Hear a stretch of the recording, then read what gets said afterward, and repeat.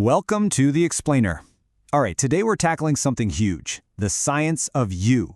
We're going to dive into how researchers take something as personal as our identity and somehow turn it into cold, hard data they can actually study. So let's just jump right in with the big question, right? How in the world can you scientifically study something as messy and personal as who we are? I mean, it sounds kind of impossible, doesn't it? But it turns out they've got some really clever ways to get it done. To get our heads around this, we're going to look at the toolkit researchers use. And we're going to do that by looking at a specific field called organizational identity. Now, all that means is it's the study of how people see the organizations they're part of. You know, your job, your school, even a club you're in. All these groups kind of shape who you are. And by seeing how scientists study that, we get this amazing window into how they study identity in general. And here's the thing, it's a field that's buzzing with debate. You've got researchers who've mapped this all out, and they've shown that scientists had to build a whole toolkit just for this. Why? Well, because what actually counts as evidence of identity? It's not so obvious. There's this huge ongoing conversation about the best way to even capture it. Okay, so let's crack open that toolkit. And a great way to do that is to see how this whole field of research grew over time. It wasn't just this one single aha moment. Now, it developed in these distinct waves as scientists got more and more fascinated by the whole idea. You can really see this clear progression. Back in the 90s, researchers kinda stumbled on identity by accident while they were studying other things. Then you hit the early 2000s, and they start thinking, hey, let's actually measure this and see how it influences what people do. But after 2002, boom, it became the main event. People started designing research projects specifically to figure out how identities are built and how they change. So this whole journey, from just bumping into the idea to really zeroing in on it, it's given researchers this incredibly diverse set of tools. They can now attack that same basic question from all sorts of different angles. So what's in this toolkit anyway? Well, if we break it down, the source material points to 5 core methods. You've got your quantitative stuff on one side. Think surveys, spreadsheets, numbers, that kind of thing. And then on the other side, you've got the qualitative methods. Things like ethnography or narrative analysis. These are less about numbers and way more about understanding the deep stories and the culture that make up an identity. Okay, so all 5 of those are super useful. But to really get to the core of how researchers understand who you are, we're going to zoom way in on 2 of the most powerful qualitative tools. These are the big guns, the ones that let researchers get right into the nitty-gritty of people's actual lived experiences. And here's a great way to think about them. The first one, called grounded theory, is like a detective. They show up to the crime scene with a totally open mind. No suspects, no theories. They just build their case piece by piece based on the clues they find. The other one, phenomenology, is more like a method actor. They're not just reading lines. They're trying to get inside the character's head, to see the world through their eyes and capture that unique experience. And this is where we bring in our second source, which is a fantastic deep dive by a researcher named Michael J. Gill. His work is all about putting these 2 approaches side by side and really digging into what makes them similar and, more importantly, what makes them so different.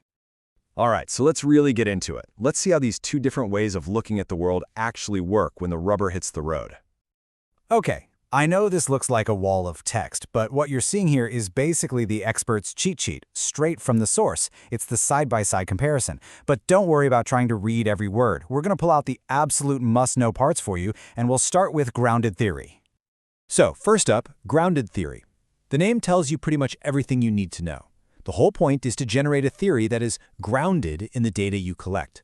A researcher walks in with a question. Sure, maybe something like, how does this social situation work? But they don't have a hypothesis. They don't have an answer in mind. The theory has to bubble up directly from what they see and hear. And get this, it's not even that simple.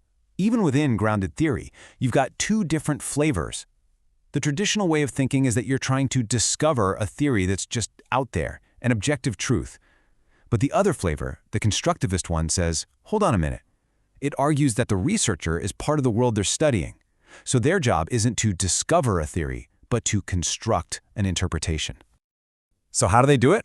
Well, the process is actually super systematic. They start collecting data, interviews, observations, whatever. But here's the key. They don't just collect it all and then analyze it. They do it at the same time. It's called constant comparison. Every new interview gets compared with the ones before it. This lets these categories and themes just emerge from the data. And they keep going until they hit what's called saturation. That's the point where they're just not hearing anything new. And this approach has been used to build some really important theories. We're talking about everything from understanding how people with chronic illnesses rebuild their sense of self, all the way to a fascinating study on how priests manage that tightrope walk between their personal identity and their professional role. Okay, so that's the detective. Now let's switch gears completely and talk about the method actor, phenomenology. This approach has a totally different goal. It's not trying to build a big theory about how the world works. Instead, it's trying to do one thing: capture the pure, raw essence of what it's like to live through something. And just like before, there are different flavors here too. One is descriptive. It just wants to describe the essential structure of an experience. Like, what is it really like to be a first-time parent? What does that feel like? The other flavor is interpretive. This one goes a step further and tries to understand how people make sense of their experience. So not just what it was like, but what meaning did they create from it?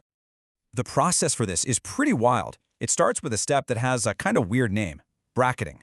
All that means is the researcher has to try and set aside everything they think they know. All their assumptions, all their biases. It's like trying to hit a reset button on your brain so you can see the world fresh. From there, they dive into people's stories, pull out the key phrases, the meaning units, and then weave them all together to describe the core of that experience, using the words of the people who actually went through it. Okay, so you have these two totally different, really powerful tools: the detective and the method actor. How in the world does a researcher decide which one to use? I mean, they couldn't be more different, right? Well, it turns out the answer is actually pretty simple. At the end of the day, it all comes down to the research question. What is it you're trying to find out? Are you trying to build a new theory from the ground up, or are you trying to get inside someone's head and understand a specific experience? So here's the bottom line. If your goal is to explain how things work, to figure out the hidden processes in a social situation, you're going to grab grounded theory. You're being the detective. But if your goal is to understand what it feels like, to really capture the essence of an experience, you're going with phenomenology. You're being the method actor. And that really leaves us with a final question for you. Now that you've had a look inside this toolkit, think about the world around you. How would you choose to study it? Would you be the detective, carefully building a case from the clues you find? Or would you be the method actor, trying to truly understand what it's like to walk in someone else's shoes?